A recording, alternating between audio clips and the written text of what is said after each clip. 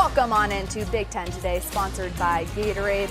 Alongside Joshua Perry, I'm Megan McEwen. Happy early Thanksgiving to everybody out there. Josh, I know you're pumped to just do a little bit of a nosedive into a bowl of cranberry sauce tomorrow. I am. Cranberry sauce is a must-have on Thanksgiving, and I know some people like to throw the slander out there. They say it's not a good side. I think it is a required side for any Thanksgiving activity. So I'm ready to go. I think it's completely trash, to be fully honest with Wow. you. Sports Illustrated senior writer Pat Forde, your stance on cranberry sauce? Well, I will say I am the most traditionalist of Thanksgiving meals, and the slander was what was going on before we went on the air when y'all were talking down turkey. I'm in favor of turkey, stuffing, mashed potatoes, cranberries, period. That's it. He's keeping it simple there. You're like steak and crab legs, perhaps. Well, potentially. It depends because it's just going to be myself and my wife. We don't want to have too much food. The turkey's going to be too big. It's overrated, too easy to mess up a turkey. I've had it bad too many times, so might go a different direction this year. I'm just going to put it all to rest. Stuffing is the best side overall when it comes to Thanksgiving meals. Let's get to our big story. The Week 12 college football rankings are out. Number 1, Georgia, Ohio State, Michigan, TCU. So the top 4 contains the usual suspects. Combined margin of victory for the top 4 was 26 points this week. For any week in the college football playoff era, there have never been that many close games. LSU clocks in at 5, USC at 6. Not a ton of change when it comes to the top 4. In fact, the exact same top 4 that we saw last week. Joshua, your initial reactions to these new rankings? It's exactly what we expected for the top 4. And as you mentioned, those games were a little bit too close for comfort, but it is survive and advance season for these teams. So for the Big Ten's sake, Ohio State and Michigan right in perfect position. You get number 2 versus number 3 in what's going to be the biggest college football game of the season. But as you start to look down the rankings, you got LSU sitting there as a 2-loss team at 5. You got USC at 6 after a big win. It seems like the committee is valuing what LSU has done so far over the body of work of USC. And then a similar thing going on with Alabama and Clemson. I mean, you can make an argument that Alabama could be a 4-loss team. You can make an argument that Alabama could be undefeated because they've played in so many close games. But that loss to Notre Dame for Clemson is still sitting out there, and it's haunting them right now. Yeah, you know what, I look at, obviously the top 4 is what we thought it was going to be. The interesting situation is LSU at 5. Obviously, if they win out now at this point, they're going to make the field. And there's a couple of one-loss teams behind them that want to know why they're behind them. That's namely USC and Clemson. Both of them still are very much in play. And if you are the Michigan-Ohio State loser, we don't know who that's going to be, you're waiting and looking at those one-loss teams that are behind you saying, can they get past me if I'm 11-1, if you're USC ending up 12-1, Clemson ending up 12-1. Still a lot to happen before we get there, but you can start seeing the jockeying start to lay out itself a little more clearly as we get closer to Selection Sunday. It's the USC at 6 that almost feels like it could be a backstop for the loser of the Ohio State-Michigan game because as you start to evaluate these teams, Ohio State's got that win over Notre Dame that's looking good, and USC could absolutely lose that game. We're not having this conversation right now, but they've also got a win over Penn State. Michigan's got that same win over Penn State, and so you feel like they would have a comparable kind of setup up to this point, and the quality of the loss, even though it's something I don't know if we should evaluate, you're talking about 2 and 3 in the country. So watching this play out is going to be interesting, but the thing that I enjoy the most here in the Big Ten and nationwide, we're going to have some really important games here at the end of the year, and that's the way college football should be. And college football playoff, one of the members, Boo Corrigan, has said they're putting such an emphasis on strength of schedule and those types of games that people have played in the non-conference. Pat Forde, want to talk to you about the game, Ohio State and Michigan. Right now, both are in the top 4 for the college football playoff. They're playing each other this weekend, so somebody's going to end up with a loss. Who needs to lose or who needs to win in order for both Big Ten teams to still get into the college football playoff? Yeah, Megan, obviously the best path, I think, is for Ohio State to be the loser and Michigan to be the winner if you want to get 2 Big Ten teams in, because Ohio State has the better non-conference strength of schedule. Michigan's non-con schedule of Colorado State, Hawaii, and UConn has been brought up a lot as one of the problems in their resume. So if that becomes an 11-1 Michigan team, they don't have the 13th game, they don't have the 12th win, and they have the weak non-conference schedule, that could spell trouble depending what happens elsewhere. Ohio State with the win over Notre Dame that continues to gain currency and could gain more if Notre Dame beats USC. That could be the thing that helps them out. Obviously, the best thing for the Big Ten is a close, competitive, well-played game on Saturday. If you get a blowout either way, it could be trouble for the loser. I'm totally with Pat there. A blowout, I feel like, cancels out whoever loses that game. If Ohio State were to lose, they would still have the resume to back up the fact that you could sneak them in there as a one-loss team. It's a non-con for Michigan that everybody's going to talk about. And up to this point, it really has been the thing that's holding people back just in terms of how they shape narratives and opinions about that football team. But I would also point to some of the metrics when you look at Michigan defensively. Obviously, one of the best teams in the country. Offensively, they can run the football at will. It seems like a team that can compete at the highest level. And then when they go to play Ohio State, the strength of schedule obviously goes way up because they're playing one of the best teams in the country. So, again, a lot of decisions to be made here at the end of the year. I dump on the committee sometimes because I don't know if they evaluate it the way that I would as a football person. But I also have to say that they have a very difficult job in trying to select who they believe are the 4 teams that should make it into the playoff at the end of the year. At the end of the day, Michigan is holding teams to less than 12 points a game. That's first in the Big Ten, so that should mean something to the committee when it comes down to it. The game, and we have none other than Joshua Perry here, former Ohio State linebacker. You have lived this. You're undefeated against Michigan. What is it like as a player gearing up for this type of rivalry? I mean, my perspective on it is so unique because I grew up just outside of Columbus. So the rivalry was a part of my childhood. I have vivid memories of the 2006 game that people still talk about to this day.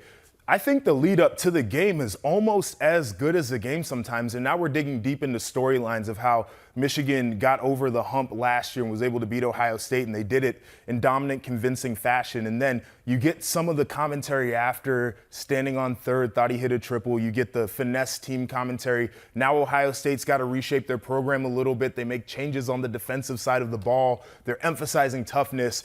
And this is where all of that comes to a head. This is a collision course that I think all of us were hoping for, that Ohio State and Michigan would be able to hold up their end of the bargain and make it to this game so it can be a big one. But just in terms of mentality, as soon as the game the week before ends, everything flips. Everything flips, and now your full focus is on beating your rival. And I know both of these teams are fully invested in it. Both of the fan bases, if you look at Twitter, are definitely invested in it. It is going to be a lot of fun this weekend. This game hasn't been played in Columbus since 2018, so I know Ohio State fans are jazzed that it is going to be in the shoe. Well, the very interesting thing about that is there are very few guys on Michigan's roster that have actually played in the horseshoe. And so you start to look at where these teams have edges, and we can get into some of the football topics, but one of those intangibles is going into the horseshoe to try to beat Ohio State. It's going to be interesting, too, to see what the status of Michigan running back Blake Corum is. Pat Forde, he got injured in that first half against Illinois. We still don't know if he's going to be 100%, but he's surely going to play at game time, right? It's hard to imagine him not trying to give it a go, unless he's gotten some bad news, during the week here that there's some significant structural damage to the knee or something that would keep him out. He is a gamer. He's a tough guy. He's vitally important. And his backup, Donovan Edwards, is also hurt. Michigan's got a lot of injury situations that they're trying to navigate through this week. You've got those two guys. You've got tight end Schoonemaker. You've got Mike Morris on the defensive line. A couple of them were probably held out just for precautionary purposes last week. But still, they may not all be 100% going in here. And, of course, the biggest question starts with Blake Corum and whether he's ready to go. Yeah, the injuries are a huge storyline in this one. And this is what happens when you're a great team trying to play well at the end of the year. You're getting everybody's best shot and guys get dinged up. But Pat mentioned Schoonemaker. He was dressed for last week's game. Mike Morris was dressed as well. So it seems like those guys are going to be able to go. The running back room is a huge question, though. I mean, Blake Corum, we saw the difference between that offense when he was in there and when he wasn't. And part of the drop-off is Donovan Edwards, who has been really good this year as a running back and also as a guy that they've put in different spots on that football field to create mismatches. That's a huge wrinkle in the game plan. But flip it to Ohio State, and they're dealing with something similar, too. They haven't had Jackson Smith and Jigba all season long. Trevion Henderson did not look like himself against Maryland. Mayan Williams did not play in that football game. They're relying on Dallin Hayden, who came into the season as the fourth-string running back. Evan Pryor was the third-string guy who got banged up in training camp. and they had to really lean on him. So the health storylines in this one are going to be big, and I think it really changes the way that either team can approach this game based off of player availability. I don't think anyone feels bad for Ohio State's wide receivers when you have Marvin Harrison Jr. In the season. That's come on, Josh. Like, cry me a river, I know. But it's the reality of it is when a guy goes down, hopefully you have somebody who can step in and replace them. For Michigan, it's a tougher battle with the backfield because your top two guys are down. I'm really curious to see how Michigan quarterback J.J. McCarthy fares in this one. Pat Forde, this is the first time that he's playing against Ohio State. It's on the road. McCarthy was fantastic earlier in the season from a completion percentage standpoint. He led the Big Ten for a good chunk of the season, but now over the course of the last couple of games, he's in the 52% area. What does he need to do in this game? Yeah, that's a big question mark here. Is just simply, does Michigan have the firepower to make big plays in the passing game to keep up with Ohio State, which almost certainly is going to make big plays in the passing game? McCarthy has all the intangibles. He is confident. He's poised. Jim Harbaugh's been comparing him to Bjorn Borg, the great tennis player, for just never having any discernible distress out there. But is he really that great a passer? And while he's an adept runner, is he a great runner? What exactly can he do that can really put stress on a defense? We'll see. There was a lot of talk. I was at the Illinois game about all the quote-unquote meat left on the bone in the passing game, especially in terms of big plays for Michigan. And they kept saying, we're going to take the meat off the bone this week. It's coming off. Well, it's now game 12, and if you haven't gotten the meat off by now, you wonder whether it can come off. So still a lot to prove for them in the passing game. The biggest thing, especially in a hostile environment, is if J.J. McCarthy can take care of the football, because turnovers could be huge in a game that figures to be pretty close. Yeah, the turnovers are going to be big. Also, J.J. McCarthy is a young quarterback having to communicate on the road in an environment like this for the first time in his career. We've seen how environments can affect the communication with the offensive line, getting some of the audibles out to the routes, and this is a very traditional offense that does have a lot of audibles included in it. I look at J.J. McCarthy and his performances, and I'll say this. He's missed some throws, and quarterbacks are going to miss. We watch Patrick Mahomes go out on Sundays, and he misses too. I don't know how much help he's getting from that wide receiver group, and I'm talking about separation, top ends of routes, and actually consistently catching the football. And I think that's as big of a question mark as anything else, is can they put it all together from the wide receiver group and have success? If he's throwing to Schoonmaker, if he's playing in that game, and Loveland, the young tight end for Michigan, those two guys have been a safety blanket. They have been guys that you can rely on. But when it comes to stretching the football field, even some of their veteran wide receivers have been inconsistent at best. And if you flip on Ohio State's tape against Maryland, there were pass plays to be made out there. It's just a question of we don't know if Michigan can do it because they haven't been that offense that's done it all year. The one thing we do know is this is going to come down to a battle in the trenches. That is how it was a season ago in Ann Arbor. What does Ohio State need to do in order to win that battle in the trenches? It's going to be really unique because I think there's a narrative on Ohio State, specifically on the offensive side, that they cannot run the football. And so I start digging through the stats. And if you look at yards per carry, Ohio State leads the Big Ten in rushing yards per carry. So this is a team that can run the football. Has it been pretty all the time? No. Has it been consistent all the time? Absolutely not. But they can run the football. It's about building a mentality early on in that football game. You're going to see the best defensive front they've seen all year there. And then I look at this Ohio State defense, totally different from a year ago. They're physical, they're fast, they're aggressive. Those guys up front are playing with gap integrity. It's a very different look. So it's going to be an obstacle, and it's going to be a grind. We're going to see a lot of back and forth there in the trenches, and that's what this game should be. But I think some people are underestimating how effective Ohio State can be. And this is a team that only needs to have the threat of the run to really open up that pass game. Yeah, I might be one of those that's doubting that offensive line. The defense, I agree with you, Joshua. I don't have that many concerns about them. They've come a long way. They've stepped up. They're just guys have gotten older. I think they're better coached and more aggressive under Jim Knowles, I'm sorry. But the offensive line, I worry about them in short yardage situations. And the point you made, the best defensive line they have faced this year. I'm wondering if the weather's good enough, if they just abandon the run pretty early and go to throwing, because I think they do have an advantage there. They have the best receivers in the country. They have a great quarterback, and they have a great quarterback who doesn't get sacked very often, just 7 sacks. So he can elude the rush and still make plays. I wouldn't be that worried about having C.J. Stroud throw it 40, 50 times even if need be. But I look at the offensive line and say, I'm not sure they're going to be opening many holes against the Michigan defensive front. At the end of the day, it's rivalry week. Literally anything can happen. That is what history has shown us. And history also has shown us Michigan has not won in Columbus since the year 2000. I was 9 years old, by the way. Yeah, I was 6. Yikes.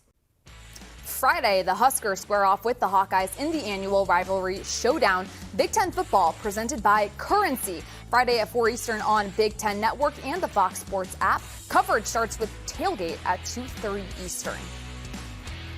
How the West was won. Here are the Big Ten West clinching scenarios. It's simple. Iowa just simply needs to win, and they win the West. Win at Nebraska, Purdue lost, Illinois lost. For Purdue, they must win at Indiana, and Iowa must lose. For the Illini, they have to beat their rivals, Northwestern, and Iowa and Purdue both have to lose. But it's simply put, Iowa is the only team in the West right now that controls its own destiny. Back with Pat Forde, Joshua Perry.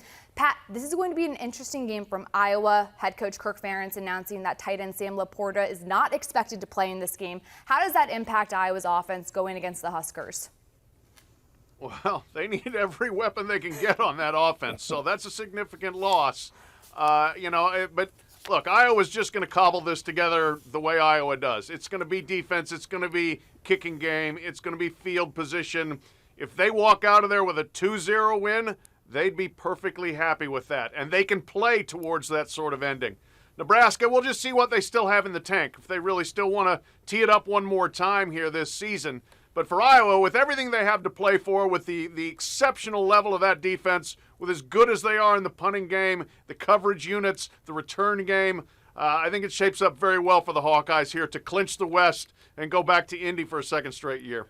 Yeah, Pat, I'm glad you mentioned the special teams because we talk about the defense. The special teams have been really good for Iowa, and it's put them in favorable situations where their offense can manage. But I think Sam Laporta being out is a huge storyline because he doubles up the next leading receiver, Nico Reganey, in yards and catches this year. Like, he's been a huge part of their offense. And this Nebraska defense has struggled this year, but is there an edge that they can create knowing that they don't have to defend Laporta? We'll see on that. But from Nebraska's perspective, Casey Thompson, if he can get a little bit of chemistry going with Trey Palmer, who's a guy, feel like he run a 10-4 100-meter dash in a straight line, that could be interesting because you only need a couple of those before Iowa says, all right, we got to get to 14, 17 points. And it seems like that could be a struggle for them. And again, in rivalry games, you never know what the situation's going to be. But I think Nebraska's biggest chance is that Casey Thompson-Trey Palmer connection. Palmer's been a fantastic wide receiver for the Huskers. He actually came to Nebraska because Mickey Joseph took over originally as on the offensive staff, now interim head coach from LSU. Jack Campbell, linebacker for Iowa. First off, I had the opportunity to interview him after that win at Minnesota. He had frost on his beard post that win, which just to me gives the vibe of the toughest linebacker in the Big Ten. How big is this defense going to be, though, to go against for Nebraska? It's going to be huge. I mean, it is one of the best defenses consistently. They play with great fundamentals. These are guys who know how to execute their game plan. And Jack Campbell, I got to say it every time his name comes up. Who wouldn't want a 6'5" linebacker on their roster? The big linebackers need to come back in vogue. That guy's a great player. With frost on his beard, I can't post grow a cold beard, game. Though. I'm talking about you got the a little height. goatee. It's something, a little something there. Holding on. Yeah, the Iowa defense is amazing. First of all, they've had to carry the team, but having watched them in person against Michigan, they are so buttoned up. It's incredible. I mean, they fit their run fits, they fill gaps, they slide, they scrape, they do everything they need to do to limit big plays. And that's the problem, I think, for Trey Palmer and for Casey Thompson this game. You just can't take the top off this defense. It's hard to do. They're always in position. They never blow assignments. Phil Parker, absolutely one of the best coaches in the country, and this season might be his best work. Iowa has won 7 straight in this series. Moving on to Purdue, Indiana, the old Oaken Bucket, a fantastic trophy right there that you get to carry around with a big chain of IU and Purdue logos. Purdue needs to first beat IU, then needs Nebraska to beat Iowa to clinch the West. What's the X factor in this game for the Boilers? Well, I think that Aiden O'Connell has been a really high-end quarterback when he feels like he has the protection he needs to operate in the pocket. And I just keep going back to a couple plays I saw on tape of him where if he doesn't feel like he can step into the throw or he sees the pressure imminently coming because somebody misses an assignment up front, way less effective back there. So I think the protection game for Iowa up front, making sure the quarterback can operate, is going to be big. But we've also seen with this Iowa offense, if they can just create a little bit of a run game, it changes the script for defenses because it keeps them so off kilter. They really run to set up the pass instead of the other way around, or pass to set up the run, excuse me. So just their ability to kind of dangle out that run game, I think, can create an edge for them in this one. Yeah, I think that's actually helped Purdue be a little bit more balanced this year. They've just been able to do a little bit more offensively, at times lean on the run. But I'm looking at Indiana. Here's the thing for Purdue. You were probably last week saying, you know what, the Hoosiers are going to be in the tank. They're not going to be ready to play. They're playing out the string.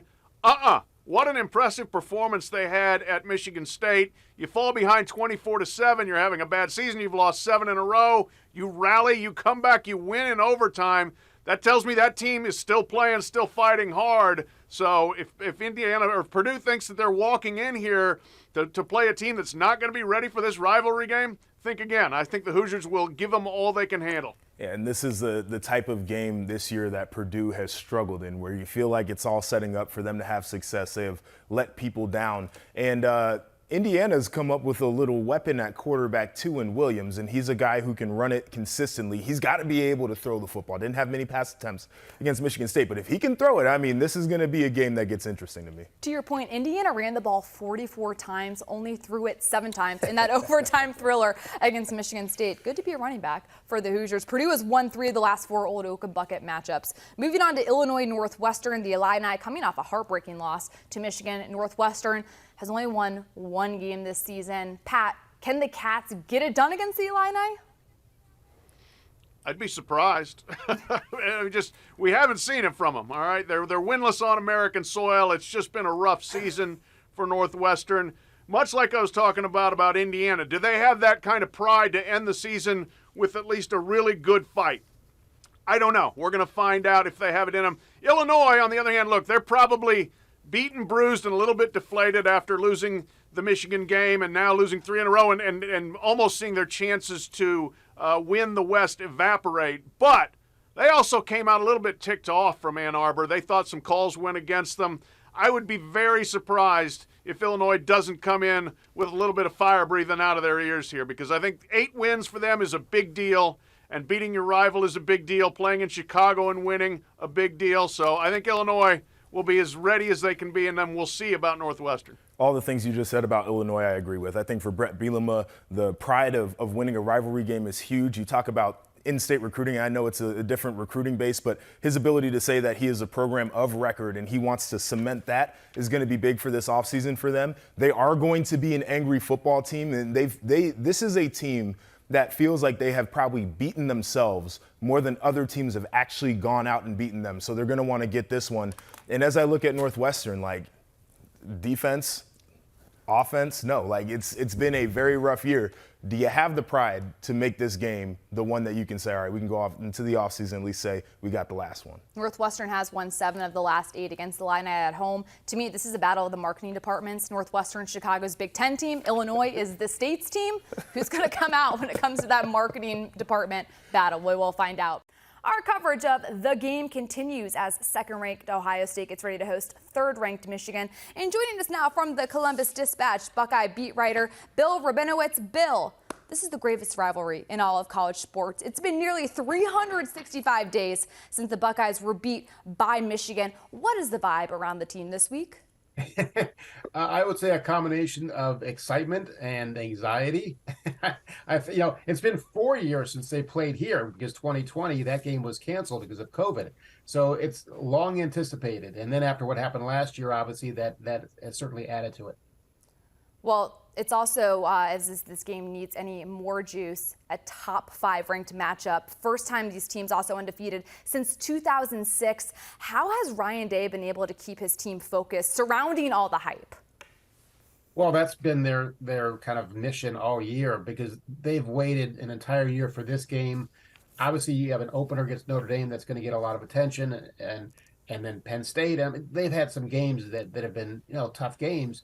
But this is the one that they've circled about 10 times. It almost feels like it's been an 11-game preseason, and now they finally get to what they came for, really, what they worked for. And that loss last year just stung them so much because really nobody with the program had lost to Michigan. It had been a decade. So this is an unfamiliar feeling and one they want to get rid of. There are only a handful of teams that can say they had an 11-game preseason headed into the final game of the week. It just goes to show you how much money people put on this rivalry game. Quarterback C.J. Stroud continues to be a favorite for the Heisman for the second straight year. He's put up fantastic numbers early, but as of late hasn't been fantastic. Only has thrown for 1 touchdown or fewer in 3 of the last 4 games. What does he need to show against Michigan this weekend? Well, I don't think it's so much he needs to show anything. I think some of it is the type of games they played. I mean, Northwestern, you weren't going to throw that day with the wind the way it was. Last week, the receivers didn't get kind of separation that they normally do. It was the first game I kind of thought, they really did miss Jackson Smith and Jigba in that game because the teams are now really keying on Marvin Harrison Jr., who's a phenomenal receiver. I think Emeka Egbuka is also a terrific receiver, and Julian Fleming are going to have to play well. Kate Stover's another weapon as tight end. So I don't think they have to do anything different. I just think they have to just kind of execute better. I hate to say that, it's such a cliche, but it's not like anything fundamentally is wrong with the passing game. I'll take your cliche and raise you one. At times, Stroud and Marvin Harrison Jr. have looked like Peyton Manning and Marvin Harrison for the Colts. They've been a fantastic duo so far this season. What's also been fantastic is the emergence of the run game. Even with Ohio State's TreVeyon Henderson and Mayan Williams both missing games recently with injuries, the emergence of true freshman Dallan Hayden, 146 yards, 3 touchdowns to win over Maryland last week. What is the encouragement that they've seen with the run game? Well, it's really a blessing that they have somebody like Dallan Hayden, because most teams, when you get your third string running back, and he was really supposed to be their 4th string running back, Evan Pryor towards ACL in training camp. So he was not expected to play any kind of prominent role. But he is a very effective north-south runner who leans forward. So if it's a 3-yard gain, he can maybe get you 4 or 5 yards. He has very good vision, very good cutback ability. He was a lifesaver last week against Maryland because TreVeyon Henderson was hurt and or ineffective, and they really needed somebody to carry the load, and Dallan Hayden came up big. Well, speaking of running backs, Michigan also has one that could potentially be a Heisman candidate down the stretch in Blake Corum. His status is relatively unknown. He was injured in the first half against Illinois. No update on if he's going to be 100% by Saturday. But how does Corum's health change the game plan for Ohio State? Well, they say they're going to plan for a game plan as if he's going to play and be fully effective, and that's the right way to go. You don't want to be caught off guard. I don't know. Obviously, I don't cover Michigan. I'm not up there. I don't know. But if he has a knee injury, that leads me to believe it's going to be tough for him to be the kind of running back that he has been. If it's not a serious injury, obviously that changes things. But his game is based so much on being able to bounce and cut and find those holes with his vision and his quickness. And if that's compromised, it's going to be tougher. But look, Michigan's offensive line is very, very good. They had their way with Ohio State last year, as we all know, and everything that I've seen and been told is that this line is better this year. So in a way, it does matter who the running back is, of course, but if Michigan's offensive line dominates the way it did last year, it really won't matter that much. Ryan Day went out and got defensive coordinator Jim Knowles from Oklahoma State last season for this reason specifically, and Knowles has done a fantastic job. Ohio State's scoring defense was 9th in the Big Ten a season ago. This year improved to 5th. What is the defense doing trending-wise headed into this matchup? Yeah, it's playing very well. It's from day one, it was a much better defense than last year. Last year's defense, just to be honest about it, was in disarray. There was no clarity about what the plan was. There was clearly a disconnect between whatever that plan was and the players. And the other factor, and it should not be understated, is that the players now have that year of experience. That defense to some degree was going to struggle last year anyway because they had so many new starters. I think everybody on the back 7 was new, and then when they lost Josh Proctor early last year, that really, really hurt. This defense is so good that Josh Proctor is actually now a backup behind Lathan Ransom. Tommy Eichenberg is playing at an All-American level. Zach Harrison has blossomed as a senior. JT Tuimoloau has blossomed as a superstar. So it's a much, much better defense than it was last year. Ohio State, in order for them to win this game and not drop 2 in a row to Michigan, what is the X factor for the Buckeyes? Well, I think it's the same X factor that is it's determined almost every game, which is the trenches. If Ohio State doesn't get dominated on the lines, offense and defense, I think their skill position players are so good, C.J. Stroud and his receivers, that they should win this game. If Ohio State can just I think Michigan wants to bully Ohio State like it did last year. And if it can't, it's hard for me to see Michigan winning this game. Nothing like a good old battle in the trenches, especially at the end of November. Bill Rabinowitz from the Columbus Dispatch, thank you so much for joining us. Thanks for having me. Appreciate it. Michigan, a perfect 11-0 headed into the final game of the season. 16-1 record in conference play since 2021. Running back Blake Corum is putting up Heisman-esque numbers this season. 18 rushing touchdowns, just 2 shy of tying a Michigan single-season record. However, his status for Saturday is still unknown after sustaining a knee injury in the first half against Illinois last week. And joining us now from the Detroit News, Michigan beat writer Angelique Chengelis. And Angelique, everybody wants to know exactly what is Blake Corum's status headed into this game. What's the latest that you have heard about his status? Well, they really haven't shared much, and I think everybody expected that. I did see Blake Sunday. He was delivering turkeys that he donated for a second year in a row, and I've got to tell you, the video I posted, people were looking at it like the Zapruder film, and is he limping? How is he walking? And I think it'll be something where everybody will be camped out watching the team come off the bus to see, is Blake there and how does he look? But they have two running back issues. Is Donovan Edwards going to be ready? He missed last week's game and the better part of the game before that. So 2 key running back issues for Michigan. I think if they both can go, they will definitely try. There's no doubt in my mind.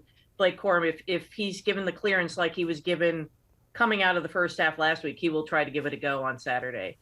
If there's one game a player is going to play hurt for, it's going to be this game against rival Ohio State. Michigan, 11-0 for the first time since 2006.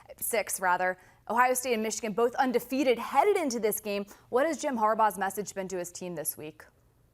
It really has been very simple, and I think it's directed to the whole team, but also directed to his quarterback, J.J. McCarthy. Play loose. Play fun. He said his message to JJ is have at it. And I think that's his message to the entire team. They have not played in Ohio Stadium since 2018. Most of these guys don't know just how hostile it is and how rabid those fans are. So I think he wants them to go in with this attitude that, look, they've owned other stadiums on the road. This is a different animal, of course, but they can do it. And that's even without with the running back situation being so uncertain. And I think the key is really, how does J.J. McCarthy handle this situation? Tough place for a first-year starting quarterback to go. Well, you mentioned it right there. Michigan has the best rushing offense in the Big Ten, 244 yards a game on the ground. But with so many question marks surrounding the running back group, how does that alter the game plan for the Wolverines? Yeah, they're not going to change their personality. This is a smash mouth team. They want to be physical. They want to run the ball. They've got CJ Stokes. They've got Isaiah Gash. They've got Tavier Dunlap. They're backups. Certainly not Corum and Edwards, but I think this also brings in this extra element now that JJ McCarthy has to deliver. And, he's really not had a great time connecting with his receivers consistently. I don't want to put this all on JJ. I mean, I think the receivers have not lived up to their billing that people had for them coming into the season. Ronnie Bell has been consistent. He needs his tight end, Luke Schoonmaker, back, who's also missed a couple games. But I think he needs to get a big game from someone like an Andrell Anthony, who they've missed each other. They've had timing issues on deep balls. And Andrell last season, 2021 at Michigan State as a freshman, had a huge game. They need that kind of production from J.J. McCarthy and someone like an Andrell Anthony to have a chance against this Ohio State defense.